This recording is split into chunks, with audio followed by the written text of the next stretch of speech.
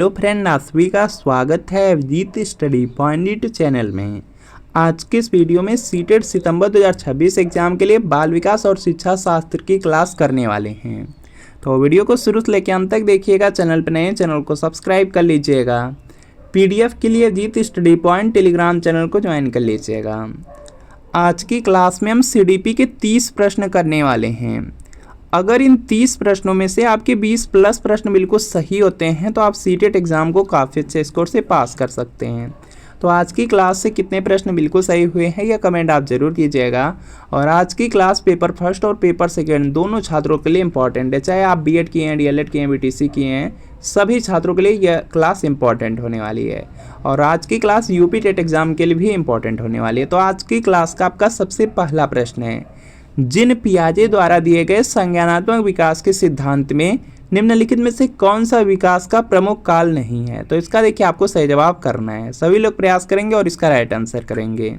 तो यहाँ पे जो जिन पियाजे हैं, जिन पियाजे ने जो संज्ञानात्मक विकास है उसको 4 अवस्थाओं में विभाजित किए थे। और उन 4 अवस्था में देखेंगे, पहली थी संवेदी गामक अवस्था जो कि जन्म से लेकर के 2 वर्ष की थी। तो जन्म से लेकर के 2 वर्ष हो जाएगा 0 से लेकर के 2 वर्ष। इसके बाद देखेंगे उन्होंने यहाँ पे जो दूसरा काल है या जो दूसरी अवस्था है वह पूर्व संक्रियात्मक अवस्था को बताए थे। पूर्व संक्रियात्मक अवस्था 2 से लेकर के 7 वर्ष की होती है। इसके बाद उन्होंने तीसरा जो बताया था वह मूर्त संक्रियात्मक अवस्था को बताया था। जो मूर्त संक्रियात्मक अवस्था है यह 7 से लेकर के 11 वर्ष होती है। इसके बाद देखेंगे, इसके बाद चौथा था अमूर्त संक्रियात्मक अवस्था। अमूर्त को यहाँ पे औपचारिक संक्रियात्मक अवस्था के नाम से भी जानते हैं। और यह था 11 से लेकर के 15 वर्ष। आपसे पूछा गया है यहाँ पे कि यहाँ पे संज्ञानात्मक विकास का जो सिद्धांत है उसमें विकास का प्रमुख काल कौन सा नहीं है। तो यह तो 3 आपके हैं, ए वाला, बी वाला और डी वाला, 3 तो हैं, लेकिन सी वाला नहीं होगा। आपसे नहीं वाला पूछा गया था तो सी वाला आपका राइट आंसर हो जाएगा, क्योंकि आपसे नहीं वाला पूछा जा रहा है। इसके बाद देखेंगे अगला प्रश्न दिया गया है कि पूर्व संक्रियात्मक काल में आने वाली संज्ञानात्मक योग्यता है। तो इसका देखिए आपको सही जवाब करना है। देखिए जो पूर्व संक्रियात्मक काल है यह आपका 2 से लेकर के 7 वर्ष की अवस्था होती है। और इसमें जो संज्ञानात्मक योग्यता आपकी आती है यह लक्ष्य उद्दिष्ट व्यवहार की योग्यता आती है। तो यहाँ पर देखेंगे आपका ऑप्शन नंबर सी वाला बिल्कुल राइट आंसर हो जाएगा। और जो जिन पियाजे हैं उन्होंने बताया था कि इस अवस्था में जो बच्चे होते हैं वह अहं केंद्रित हो जाते हैं और वह चीज़ों को स्वयं से संबंध करके देखने लगते हैं। और इस अवस्था में बच्चे लक्ष्य उद्दिष्ट व्यवहार की योग्यता सीख लेते हैं। तो यह पॉइंट याद रखेंगे आप लोग। शिक्षा मनोविज्ञान सहायक है। तो इसका देखिए आपको सही जवाब करना है। तो यहाँ पे इसका राइट आंसर हो जाएगा, देखिए दिया गया है अनुशासन में, बाल विकास के ज्ञान में, मूल्यांकन में, सर्वांगीण विकास में। जो शिक्षा मनोविज्ञान है यह देखेंगे सर्वांगीण विकास में, सर्वांगीण विकास में सहायक होता है। तो यहाँ पे डी वाला बिल्कुल राइट आंसर हो जाएगा। यहाँ पे क्या होगा, डी वाला आपका बिल्कुल राइट आंसर हो जाएगा। अगला प्रश्न आपके सामने है, आजकल अधिकतर विद्यालयों में संभागी समूह के लिए प्राथमिक ध्यान आधारित होता है। तो इसका देखिए आपको सही जवाब करना है। आजकल अधिकतर विद्यालयों में जो संभागी समूह के लिए जो प्राथमिक ध्यान होता है वह आधारित होता है, तो वह आयु स्तर पर आधारित रहता है। तो यहाँ पे बी वाला बिल्कुल राइट आंसर हो जाएगा। अगला देखेंगे प्रश्न आपका दिया गया है यहाँ पे कि बाल विकास के किस चरण में विपरीत लिंग की ओर अधिकतम आकर्षण दिखता है। तो इसका देखिए आपको सही जवाब करना है। तो यह देखेंगे किशोरावस्था होता है। किशोरावस्था में जो बालक हो या बालिका हो दोनों में देखेंगे विपरीत लिंगों के प्रति अधिक आकर्षण होता है। तो यहाँ पे क्या होगा, सी वाला बिल्कुल राइट आंसर हो जाएगा। यहाँ पे क्या होगा, सी वाला बिल्कुल यहाँ पे राइट आंसर हो जाएगा। इसके बाद देखते हैं नेक्स्ट प्रश्न आपका है कि निम्न में कौन सा बाह्य अभिप्रेरण का उदाहरण है। तो इसका देखिए आपको सही जवाब करना है। देखिए यहाँ पे ध्यान देंगे आप लोग, दिया गया बाह्य अभिप्रेरण। तो ध्यान से देखिए उसके बाद आंसर करिए। और यहाँ पे इसका राइट आंसर हो जाएगा, यहाँ पे जो पुरस्कार है, जो पुरस्कार होता है वह आपका बाह्य अभिप्रेरण होता है, आंतरिक अभिप्रेरण नहीं होता। तो यहाँ पे क्या होगा, डी वाला बिल्कुल राइट आंसर हो जाएगा। इसके बाद देखेंगे नेक्स्ट प्रश्न आपका दिया गया है, एक व्यक्ति के संवेगों की पहचान होती है, तो इसका देखिए आपको सही जवाब बताना है। यहाँ पर देखेंगे दिया गया है एक व्यक्ति के संवेगों की पहचान होती है, तो यहाँ पे इसका राइट आंसर हो जाएगा आनंद और सुख से दिया गया, यह तो सही है। आत्मगौरव से, यह भी सही है। वैयक्तिक भिन्नताओं से, यह भी सही है। देखिए कोई भी व्यक्ति है उसके जो संवेगों की पहचान होती है वह उपरोक्त इन सभी से होती है, तो यहाँ पे डी वाला बिल्कुल राइट आंसर हो जाएगा। डी वाला राइट आंसर होगा। और यहाँ पे जो मैकडुगल थे, मैकडुगल ने जो मूल प्रवृत्ति है उसके 14 संवेग बताए थे। 14 संवेग क्या होता है? संवेग में आपका जैसे भय हो गया, क्रोध हो गया, घृणा हो गया, वात्सल्य हो गया, करुणा हो गया, कामुकता हो गया, आश्चर्य, आत्महीनता, आत्माभिमान हो गया, एकाकीपन हो गया, भूख हो गया, अधिकार भावना, कृति भाव, आमोद, ये सब क्या है? ये सब संवेग हैं, उसी संवेग की बात किया जा रहा है, तो डी वाला राइट आंसर है। अगला निम्नलिखित में से सीखने की प्रक्रिया में शामिल है, तो इसका देखिए आपको सही जवाब बताना है। सीखने की प्रक्रिया में शामिल है, तो इसका देखिए आपको सही जवाब बताना है। सीखने की प्रक्रिया में शारीरिक, मनोवैज्ञानिक, पर्यावरणीय, ये सब के सब शामिल होते हैं, तो यहाँ पे क्या होगा? आपका ऑप्शन नंबर डी वाला राइट आंसर है, क्योंकि शारीरिक, मनोवैज्ञानिक, पर्यावरणीय सब के सब शामिल हैं, तो डी वाला राइट आंसर है। निम्नलिखित में से कौन सी अधिगम-कर्ता केंद्रित शिक्षण अधिगम व्यूह रचना नहीं है, तो इसका देखिए आपको सही जवाब करना है। निम्नलिखित में से कौन सी अधिगम-कर्ता केंद्रित शिक्षण अधिगम व्यूह रचना नहीं है, तो इसमें व्याख्यान नहीं होगा, तो सी वाला बिल्कुल राइट आंसर होगा। निम्नलिखित में से कौन सा पूरक अधिगम नियम थार्नडाइक द्वारा प्रतिपादित किया गया, तो इसका देखिए आपको सही जवाब करना है। सभी लोग प्रयास करेंगे और राइट आंसर करेंगे। तो यहाँ पे जो थार्नडाइक थे उन्होंने 3 मुख्य नियम दिया था और 5 गौड़ नियम दिया था, तो जो 5 यहाँ पे गौड़ नियम है वही आपका यहाँ पे पूरक अधिगम नियम हो जाएगा। और इसमें जो 3 मेन नियम था, जो 3 मुख्य नियम था, उसमें तत्परता का नियम था, अभ्यास का नियम था और प्रभाव का नियम था, तो इनसे अलग जो बी वाला है, बी वाला राइट आंसर हो जाएगा। यह आपका यहाँ पे पूरक अधिगम नियम है। इसका मतलब है कि यह आपका यहाँ पे सहायक या जो गौड़ नियम है यह देखेंगे बी में दिया गया है, तो बी वाला आपका राइट आंसर हो जाएगा।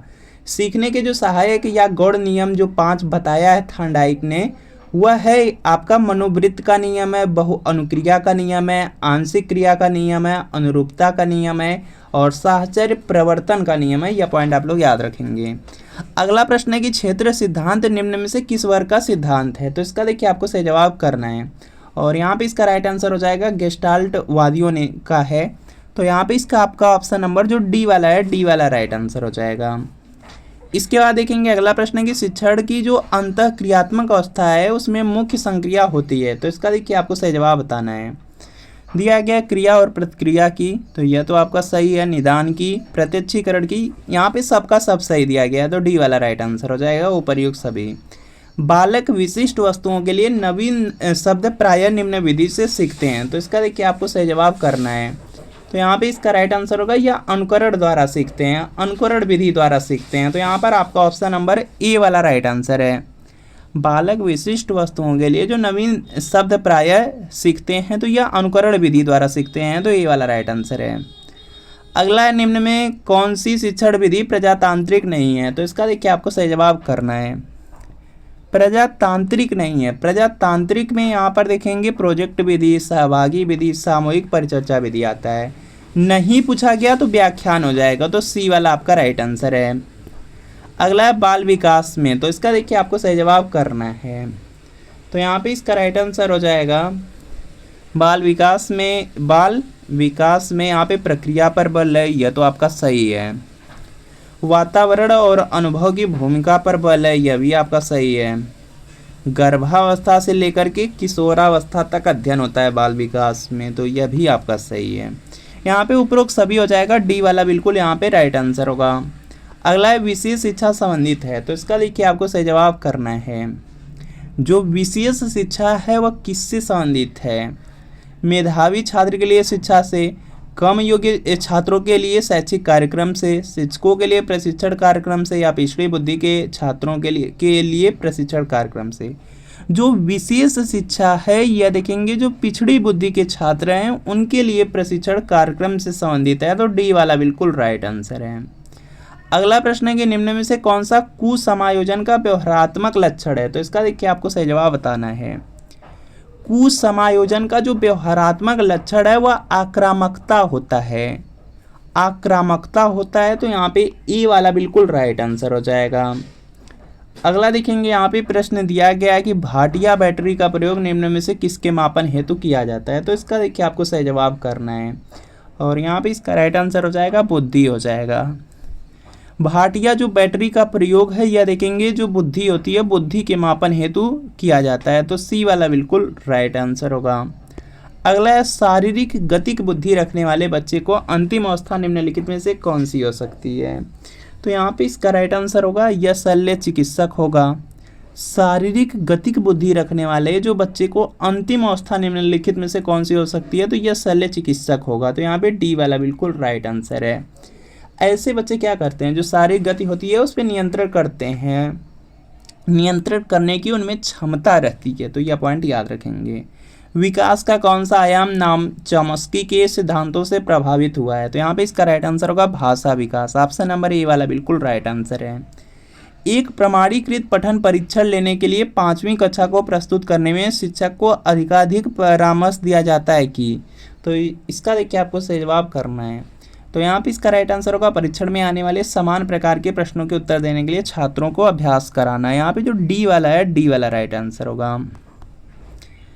अगला देखेंगे, प्रश्न आपका दिया गया है कि निम्न में से कौन सा मत अंतर्दृष्टि द्वारा सीखने की व्याख्या करता है। तो इसका देखिए आपको सही जवाब करना है, और यहाँ पे इसका राइट आंसर होगा गेस्टाल्ट वाद हो जाएगा। ऑप्शन नंबर यहाँ पे डी वाला बिल्कुल राइट आंसर है। अगला है, उदाहरण, निरीक्षण, विश्लेषण, वर्गीकरण, नियमीकरण निम्नलिखित में से किस विधि के सोपान है। तो यहाँ पे इसका राइट आंसर हो जाएगा ये सब के सब आएंगे आगमन विधि में। आगमन विधि के ये सब सोपान है, तो यहाँ पे बी वाला बिल्कुल राइट आंसर हो जाएगा। अगला प्रश्न है कि इनमें से किनका जन्म सुजनन शास्त्र के पिता से जुड़ा हुआ है। तो यहाँ पे इसका राइट आंसर हो जाएगा, यहाँ से इसका राइट आंसर होगा गाल्टन हो जाएगा। ऑप्शन नंबर यहाँ पे बी वाला राइट आंसर है। अगला है, निम्न में से किसने अधिगम सिद्धांत का प्रतिपादन नहीं किया। तो इसका देखिए आपको सही जवाब बताना है। अधिगम का जो सिद्धांत है उसका वो प्रतिपादित कोहलर ने किया, स्किनर ने किया, थॉर्नडाइक ने किया, 3 लोगों ने किया है, लेकिन बीएस ब्लूम ने नहीं किया। तो यहाँ पे सी वाला बिल्कुल राइट आंसर है। जो बीएस ब्लूम हैं उन्होंने यहाँ पर देखेंगे जो शिक्षण अधिगम के उद्देश्य हैं, उद्देश्य का वर्गीकरण प्रस्तुत किए थे। तो यह याद रखेंगे आप लोग। अगला है, विकास के परिणाम स्वरूप नवीन विशेषताएं और नवीन योग्यताएं प्रकट होती हैं, यह कथन किसने कहा था। तो यहाँ पे इसका राइट आंसर हो जाएगा हरलाक ने कहा था। हरलाक ने कहा था कि विकास के परिणाम स्वरूप नवीन विशेषताएं और नवीन योग्यताएं प्रकट होती हैं। अगला प्रश्न आपके सामने है कि शिक्षण का सत्तावादी स्तर है। तो यहाँ पे इसका राइट आंसर हो जाएगा यहाँ से शिक्षक केंद्रित हो जाएगा। शिक्षण का जो सत्तावादी स्तर है वह शिक्षक केंद्रित होता है। तो यहाँ पर आपका ऑप्शन नंबर यहाँ पे ए वाला राइट आंसर है। और यहाँ पर जब यहाँ पे शिक्षक का प्रजातांत्रिक स्तर होता है तो वह छात्र केंद्रित हो जाता है। तो यह पॉइंट याद रखेंगे। जब सत्तावादी स्तर रहता है तो वह शिक्षक केंद्रित, अब जब प्रजातांत्रिक स्तर रहता है तो वह छात्र केंद्रित होता है, याद रखेंगे। सीखने के पठार के निराकरण के लिए क्या नहीं करना चाहिए। तो इसका देखिए आपको सही जवाब करना है। सीखने के पठार मतलब सीखने में अब प्रॉब्लम हो रही है, और यहाँ पे कोई भी बच्चा है मान लीजिए रुचि नहीं ले रहा है या इस तरह से कोई प्रॉब्लम है, तो यहाँ पे देखेंगे दिया गया सीखने वाले को प्रेरित और प्रोत्साहित करना चाहिए। क्या नहीं करना चाहिए दिया गया है, तो उसके लिए है सीखने वाले को प्रेरित और प्रोत्साहित करना चाहिए। तो यह तो आपका करना चाहिए। सीखने की अच्छी विधि का प्रयोग करना चाहिए, यह तो करना चाहिए। उसे दंडित करना चाहिए, यह गलत हो जाएगा। यह आपको नहीं करना है, और जो नहीं करना है वही पूछा जा रहा है। तो सी वाला राइट आंसर है। इनके कारणों का अध्ययन करना चाहिए, तो बिल्कुल करना चाहिए। तो सी वाला राइट आंसर होगा यहाँ से। इसके बाद भी 2 प्रश्न है, उससे पहले देख लीजिए सीटेट एग्ज़ाम के बारे में। सीटेट एग्ज़ाम आपका 6 सितंबर को होने वाला, बहुत कम समय बचा हुआ है। और सीटेट एग्ज़ाम में आप लोग देखेंगे 150 प्रश्न पूछा जाता है। 150 नंबर का एग्ज़ाम होगा, 150 मिनट मिलेगा, पासिंग मार्क 90 नंबर। सीटेट की सबसे अच्छी बात कि लगभग 100 से 110 प्रश्न प्रीवियस ईयर क्वेश्चन पेपर से पूछा जाता है।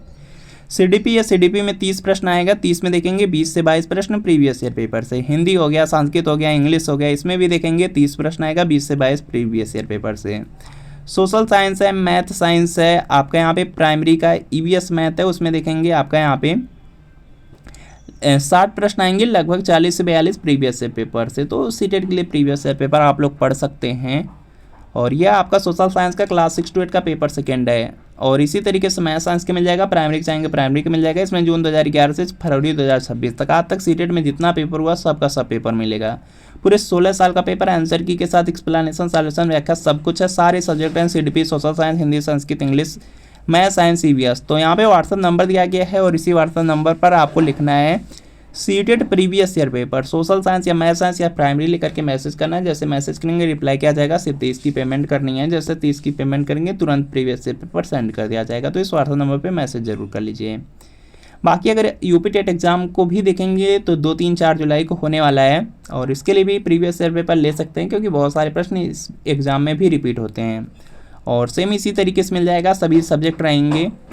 और इसमें भी 2011 से लेके 2022 तक आज तक जितना यूपी टेट एग्जाम हुआ सबका सब पेपर इसी में मिलेगा आंसर की के साथ, और सारे सब्जेक्ट रहेंगे। और इसके लिए भी सेम आपको व्हाट्सअप नंबर दिया गया है और इसी पे लिखना है UP TET previous year paper, social science या मैथ साइंस या प्राइमरी लेकर के मैसेज करना है।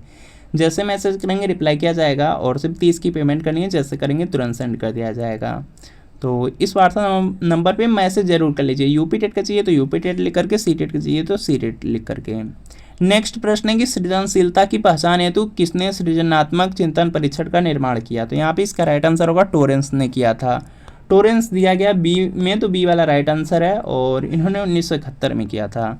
संकलनात्मक परामर्श के जन्मदाता हैं, तो इसका देखिए आपको सही जवाब बताना है। जो संकलनात्मक परामर्श है इसके जो जन्मदाता हैं थॉर्न हैं, FC थॉर्न हैं। और यहाँ पर देखेंगे बी वाले में दिया गया, बी वाला बिल्कुल राइट आंसर है। तो फ्रेंड आपको बताना है कि इन 30 प्रश्नों में कितने प्रश्न बिल्कुल सही हुए हैं, कमेंट जरूर कीजिए। अगर वीडियो अच्छा लगा वीडियो को लाइक करिए, चैनल पर नए हैं चैनल को सब्सक्राइब कर लीजिए। मिलते हैं फ्रेंड आपसे नेक्स्ट वीडियो में।